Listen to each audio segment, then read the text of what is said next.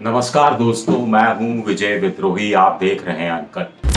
तो आज हम राजनीति की बात नहीं करेंगे। आज हम बात करेंगे देश के उन 12 करोड़ लोगों की जिनको उनके हक से वंचित किया जा रहा है, पिछले 2 सालों से वंचित किया जा रहा है। और ये काम कर रहे हैं राजनीतिक दल, सभी राजनीतिक पार्टियां, सभी राजनीतिक दलों के बड़े बड़े नेता, प्रधानमंत्री से लेकर मुख्यमंत्री तक। इनके मुंह से निवाला छीना जा रहा है।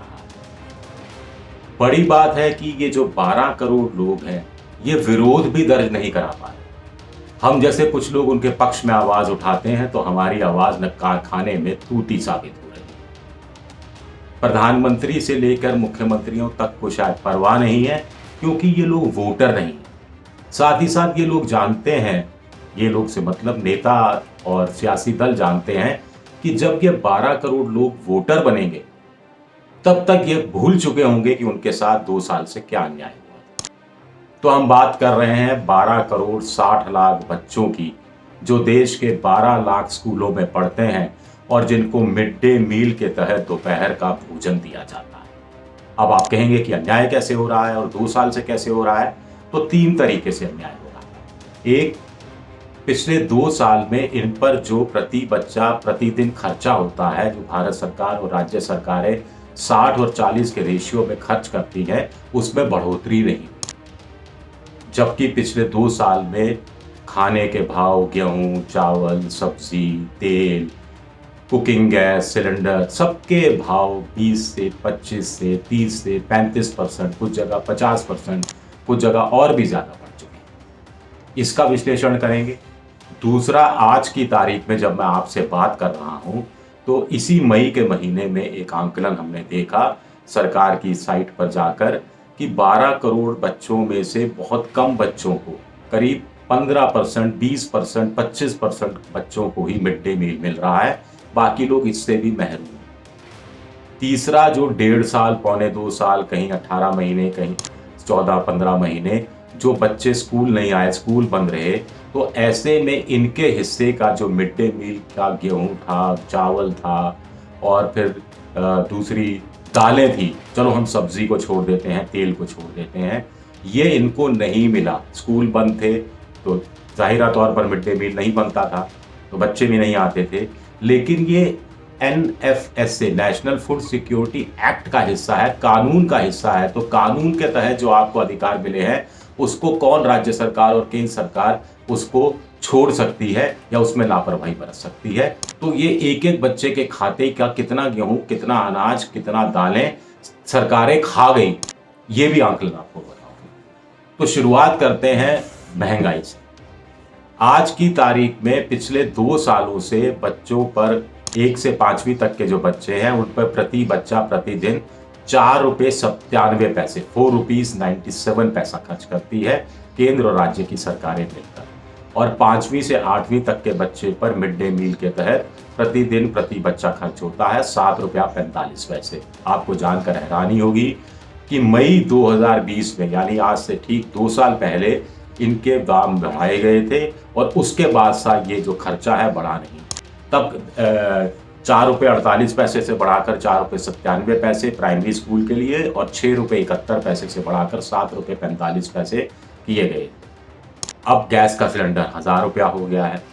सब्जियों के दाम बढ़ गए हैं। दालें 20 से 25% महंगी हुई हैं, सब्जियां 20-30% महंगी हुई है, तेल तो कहीं कहीं 100% महंगा हुआ है, लेकिन ये बढ़ा नहीं।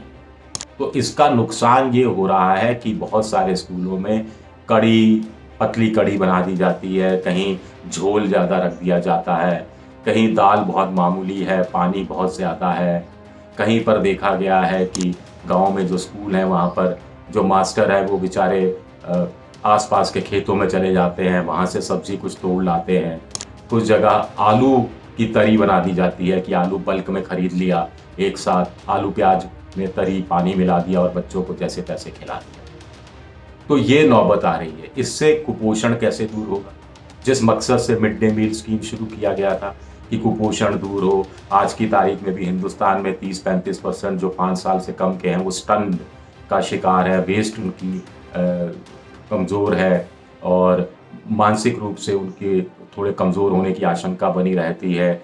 वो हाइट उनकी कम हो जाती है। ये सारी शिकायतें आ रही है, तो इसके लिए ये मिड डे मील स्कीम शुरू की गई थी। फिर ये था कि जाति से उठकर बच्चे एक साथ बैठेंगे, एक कतार में खड़े होकर बर्तन धोएंगे, उससे पहले एक कतार में खड़े होकर हाथ साफ करेंगे, खाना साथ साथ बैठकर खाएंगे।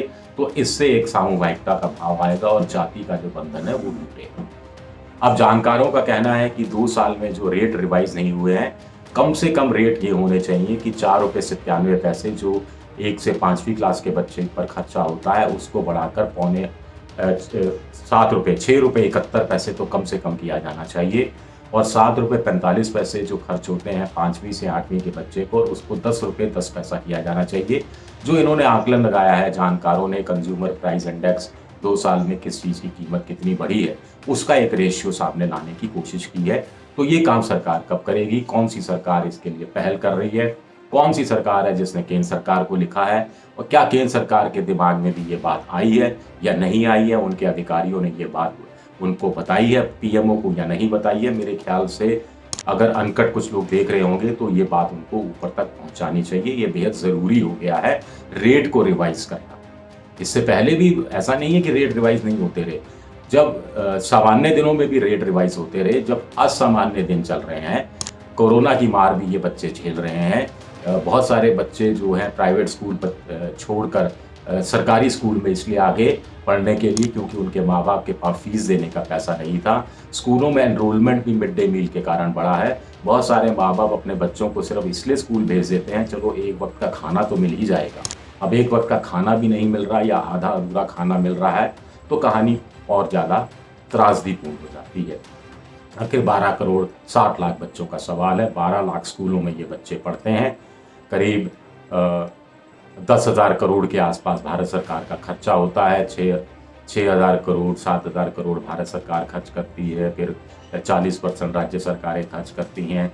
गेहूँ, अनाज, चावल है वो मिड डे मील के स्कूलों तक पहुंचाना केंद्र सरकार की जिम्मेदारी होती है। बाकी खाना पकाने की व्यवस्था करना, उसका बंटवारा करना, खाना बनाना, बच्चों को खिलाना, ये राज्य सरकारें और उनके तहत जो शिक्षा विभाग है वो करता है। दूसरी चीज़ है कि पिछले कुछ दिनों के आंकड़े बताते हैं कि देश के बहुत सारे राज्य हैं जिसमें बच्चों को मिड डे मील दिया ही नहीं जा रहा। क्यों नहीं दिया जा रहा? क्या अनाज की कमी है?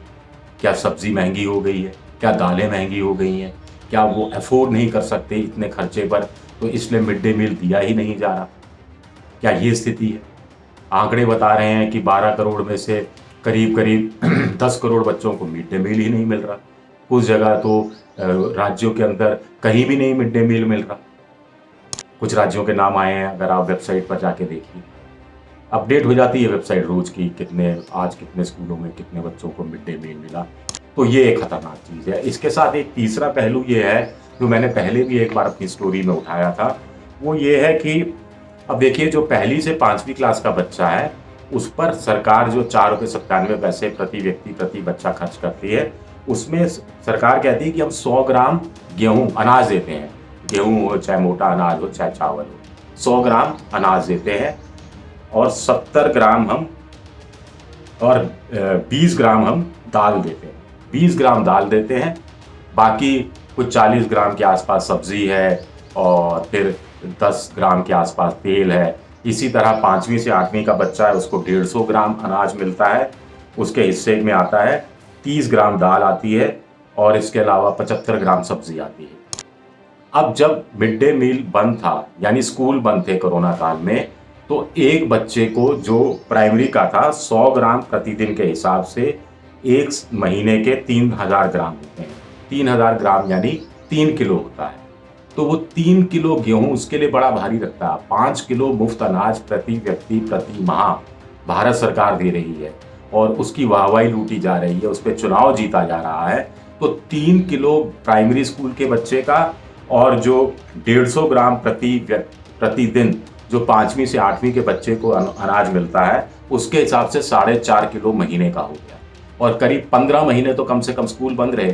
तो इस हिसाब से देखा जाए तो 45 किलो अनाज सरकार खा गई 1ली से 5वीं के बच्चों का, और 5वीं से 8वीं के बच्चों का करीब आप देखिए कि 70 किलो अनाज, करीब 65-70 किलो अनाज सरकार खा गई। इसी तरह 20 ग्राम दाल प्रति बच्चा प्रतिदिन मिलता है। तो 20 ग्राम दाल के हिसाब से महीने के हो गए 600 ग्राम और 15 महीनों के हो गए 9 किलो, तो 9 किलो दाल। आज की तारीख में 1 किलो चना मुफ्त में दे रही है सरकार और बड़ी वाहवाही लूटी जा रही है। तो उनके लिए 9 किलो बड़ी आपके लिए कोई असर नहीं करता, लेकिन उनके लिए असर करता है। 600 ग्राम हर महीने अतिरिक्त दाल आती घर में, तो असर करता उसका। इसी तरह 5वीं से 8वीं को देखा जाए तो उनको 30 ग्राम प्रतिदिन, तो 900 ग्राम हर महीने, यानी करीब 13 किलो दाल। ये भी सरकारें खा गई, राज्य सरकारें खा गई। और स्वाभाविक है कि केंद्र सरकार को भी खर्चा ये पैसा नहीं देना पड़ा या बच गया उनका पैसा। तो ऐसे जब देश का भविष्य ही नहीं बचेगा, देश का भविष्य ही अधर में रहेगा, तो ऐसे में आप 4 पैसे 5 पैसे बचाकर क्या कर लेंगे?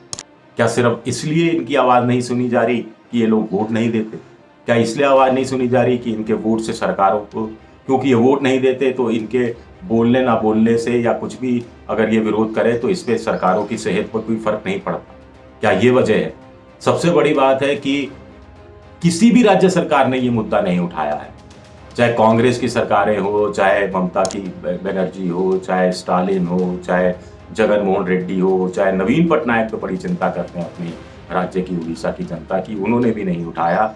चाहे इस और दूसरे राज्यों के अंदर दूसरी शिवसेना की सरकार हो या कोई और सरकार, ये अपने आप में बड़ा अफसोसनाक है। हो सकता है मैं गलत हूँ, हो सकता है राज्य सरकारों ने चिट्ठी पत्री की हो, लेकिन चिट्ठी पत्री भी अगर की है, केंद्र को भेजी भी है मिड डे मील को रिवाइज करने को लेकर, जैसा कि राजस्थान के मंत्री बीडी कल्ला का कहना है कि हमने केंद्र सरकार को चिट्ठी लिखी है, तो वो पब्लिसाइज नहीं हुआ, उसको मुद्दा बनाने की कोशिश नहीं हुई।